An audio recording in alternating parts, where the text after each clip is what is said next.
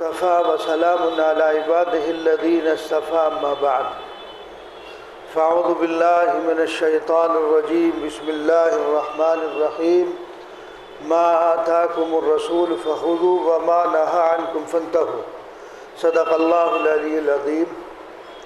بزرگان محترم، محرم الحرام شروع ہو چکا ہے جو اسلامی سال کا پہلا مہینہ ہے۔ ہمارے معاشرے میں شمسی سال کا جب اختتام ہوتا ہے یا اس کی شروعات ہوتی ہے تو مبارکباد دی جاتی ہے، کارڈ چھپوائے جاتے ہیں، مٹھائیاں تقسیم کی جاتی ہے، خوشی منائی جاتی ہے، لیکن اسلامی سال کا آغاز ہوتا ہے نہ کوئی مبارکباد، نہ مٹھائی، نہ کسی قسم کا کوئی پیغام کہ اسلام کا نیا سال شروع ہوا ہے۔ انگریزی پر خوب جو ہے اودھم مچایا جاتا ہے۔ اولاً تو اسلامی تاریخ اور اس کے ماہ اور ایام کا ہمیں علم ہی نہیں ہے، ہمیں پتہ ہی نہیں کہ اسلامی سال کی ابتدا کب ہوتی ہے، کون سے مہینے سے ہوتی ہے، اس کا اختتام کون سے مہینے پر ہوتا ہے، ہمیں پتہ ہی نہیں۔ ہمیں یہ سب یاد ہے کہ جنوری، فروری، مارچ، اپریل، یہ تو یاد ہے، لیکن اگر کسی سے پوچھو اسلامی نام سناؤ تو کیا نام ہے، یہ پتہ ہی نہیں کہ محرم الحرام کب آتا ہے، سفر کب آتا ہے، ربیع الاول کب شروع ہوتا ہے، اس کا ہمیں پتہ ہی نہیں۔ حالانکہ کچھ احکامات ایسے ہیں کہ جن کا جو چاند ہی پر مدار ہے۔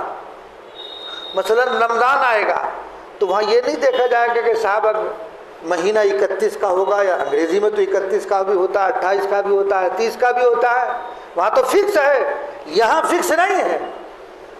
تو رمضان چاند دیکھ کر،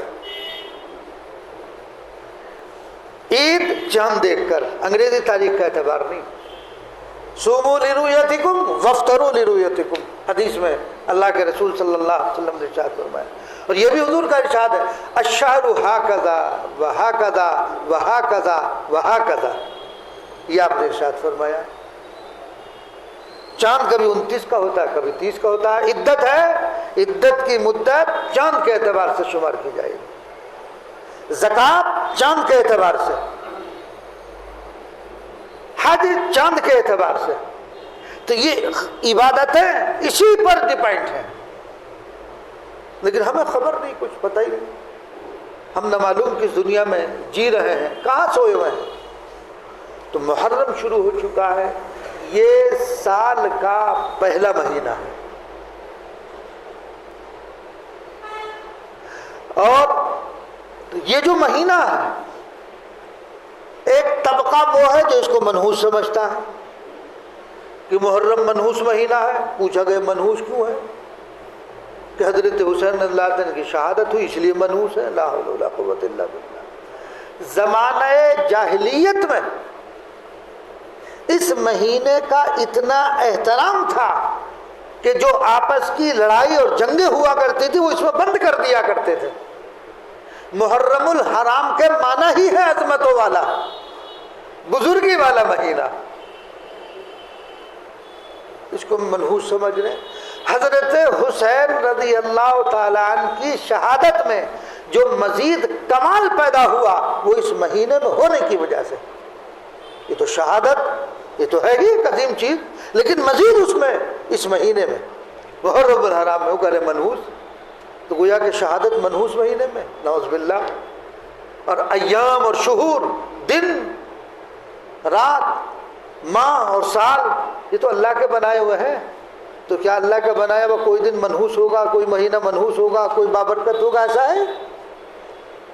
یہ خواہ مخواہ کی بات ہے، اس کے پیچھے کوئی لاجک بھی نہیں ہے، کوئی دلیل بھی نہیں ہے۔ تو یہ باعظمت مہینہ، اور اس کا اثر ہمارے طبقے میں بھی ہے۔ شادی بیاہ کی تاریخ محرم میں نہیں رکھتے ہیں، ہماری عورتوں کے ذہنوں میں ہے کہ یہ تو منحوس مہینہ، منحوس مہینے میں کوئی شادی نہیں کریں گے۔ ارے صحابہ کی شادیاں، کتنے صحابہ ہیں محرم میں ان کے نکاح ہو رہے ہیں، شادیاں محرم میں ہوئی ہیں، اتنی صحابیات ہیں جن کا نکاح محرم کے مہینے میں ہوا۔ تو صحابہ نہیں سمجھتے تھے دین کو، ہم زیادہ سمجھنے والے ہیں، آپ صحابہ زیادہ سمجھنے والے ہیں، آپ صحابہ سے زیادہ سمجھنے والے دین کو ہیں۔ جنہوں نے رسول اللہ صلی اللہ علیہ وسلم کو اپنی آنکھوں سے دیکھا، وہ زیادہ سمجھنے والے یا ہم زیادہ سمجھنے والے ہو گئے؟ وہ تو محرم میں سب کچھ کر رہے، نکاح کر رہے، شادی کر رہے، ہم اس کو منحوس سمجھ رہے. تو یہ اثر ہمارے اندر کہیں اور سے آ گیا. تو اس لیے نہ کوئی دن منحوس ہے، نہ کوئی مہینہ منحوس ہے، سب اللہ تبارک و تعالیٰ کے بنائے ہوئے ہیں. اور یہ مہینہ تو بڑا بابرکت ہے، بڑا باعظمت ہے، حرمت والا مہینہ ہے یہ. کہ جاہلیت کے دور میں جبکہ وہ مومن نہیں تھے، وہ تو اسلام کو دشمن تھے، لیکن اس کے باوجود اس مہینے کی ان کے دل میں یہ قدر تھی، یہ عظمت تھی کہ اس مہینے میں اپنی جنگوں کو بند کر دیتے تھے کہ نہیں بھائی، عظمت والا مہینہ آ گیا، احترام والا مہینہ آ گیا، اب اس میں ہم جنگ نہیں کریں گے.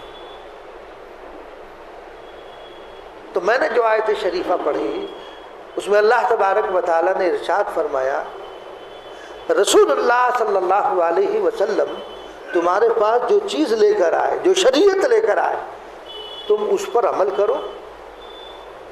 جو رسول تمہیں حکم دے رہا، آقا نے جو تعلیمات ہمیں دی ہے، اس کو پکڑ لو مضبوطی کے ساتھ. اور جس چیز سے تمہیں روکا جا رہا، جس چیز سے تمہیں منع کیا جا رہا، تم اس سے رک جاؤ، بعد آ جاؤ، وہ کام مت کرو جس سے آقا نے منع فرمایا.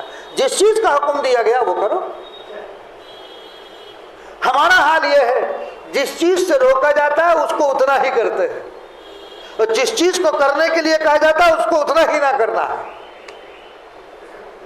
تو اس لیے یہ مہینہ حرمت کا مہینہ ہے، عظمت کا مہینہ ہے، لہذا ہمیں اس کی قدر بھی کرنی چاہیے. اور اس میں جو اعمال ہیں، نبی کریم صلی اللہ علیہ وسلم نے عاشورہ کے متعلق فرمایا کہ جب آپ صلی اللہ علیہ وسلم مدینہ تشریف لے گئے تو وہاں دیکھا کہ روزہ رکھتے ہیں. آپ نے پوچھا یہ روزہ کیوں رکھتے ہیں؟ کہ فرعون سے رہائی ملی تھی، حضرت موسیٰ علیہ السلام کو آزادی ملی. اس کے پیچھے اور بہت سارے واقعات ہیں، تو ہم اس خوشی میں روزہ رکھتے ہیں. آپ نے فرمایا کہ موسیٰ تو ہمارے بھائی ہیں، ہم ان سے زیادہ حقدار ہیں کہ ہم بھی روزہ رکھیں. آپ نے روزہ رکھا، مسلم شریف کی روایت موجود ہے. اور پھر آپ نے یہ بھی فرمایا کہ اگر آئندہ زندہ رہا تو اس کے ساتھ ایک روزہ اور ملا لیا جائے، 9-10 یا 10-11 کر لیا جائے تو یہ روزہ رکھنا مستحب ہے. اور اس کے متعلق یہ بھی ہے کہ ایک سال آئندہ اور ایک سال ماضی کے گناہوں کا کفارہ بن جاتا ہے. ایک روایت میں یہ بھی ہے کہ رمضان مبارک کے بعد سب سے زیادہ فضیلت والا روزہ یہ یوم عاشورہ کا ہے. اور بھی بہت ساری روایات ہیں. تو اس لیے دوستو اس دن جو ہے 9 کا یا 10 کا 10 یا 11 کا روزہ رکھا جائے، اجر ملے گا. اور دوسری یہ ہے جو ہمارے ہاں رسومات بہت ساری ہیں، وہ کہیں اور سے آ گئی ہے. اس دن صاحب کھچڑا پکایا جاتا ہے، حلوہ پکایا جاتا ہے کہ حضرت حسین کی شہادت ہوئی تو حلوہ کھایا تھا. بھئی اس کی کیا تو کہے گے؟ شہادت سے حلوہ کا کیا تعلق ہے؟ کھچڑے کا کیا تعلق ہے؟ کہتے ہیں نہیں، یہ کھچڑا جو ہے وہ حضرت حسین رضی اللہ تعالیٰ عنہ کی نیاز ہے، یہ گویا کہ ایصال ثواب ہے. واہ جی واہ، تم تو کھاؤ مرغ و مرغن اور حضرت حسین رضی اللہ تعالیٰ عنہ ان کے نام کا کھچڑا. یعنی عقل میں آتی ہے بات کہ خود تو آدمی مرغن کھا رہا ہے نا، بکرے کی چاپیں کھائی جا رہی ہیں، اور حضرت حسین رضی اللہ تعالیٰ عنہ کے نام پر کھچڑا. تو ایسا کچھ نہیں ہے. بھئی اگر آپ کو ایصال ثواب کرنا چاہیے تمام صحابہ کو کرو. حضرت حسین رضی اللہ تعالیٰ عنہ، حضرت حسن رضی اللہ تعالیٰ عنہ، نبی کریم صلی اللہ علیہ وسلم کے نواسے کرو، کرنا چاہیے، ہمیں ایصال ثواب کرنا چاہیے. کوئی دن خالی نہ جاؤ، اس لیے کہ ان کے احسانات امت پر اتنے ہیں کہ قیامت تک یہ امت ان احسانات کا بدلہ نہیں چکا سکتی. تو لہذا جن کے احسانات ہم پر ہیں ہمیں کیا چاہیے؟ ہم ان کو ایصال ثواب، کم سے کم ایصال ثواب تو کریں. ہمیں اس کی فرصت نہیں. حضرت حسین رضی اللہ تعالیٰ عنہ کو ایصال ثواب کرنے چلے تو کھچڑے سے حساب کھچڑا، یعنی سب کچھ پکے گا، سب کچھ پکے گا. شوہر منع بھی کر دے، بیوی کہے گی نہیں کھچڑا ضرور بننا. وہ کھچڑا کیوں بننا؟ رہا کیوں؟ وہ ذہن میں کچھ ہے، اس لیے بنایا جا رہا ہے۔ تو اس لیے دوستو، جس چیز سے منع کیا جائے اس سے باز رہو، جس چیز کا حکم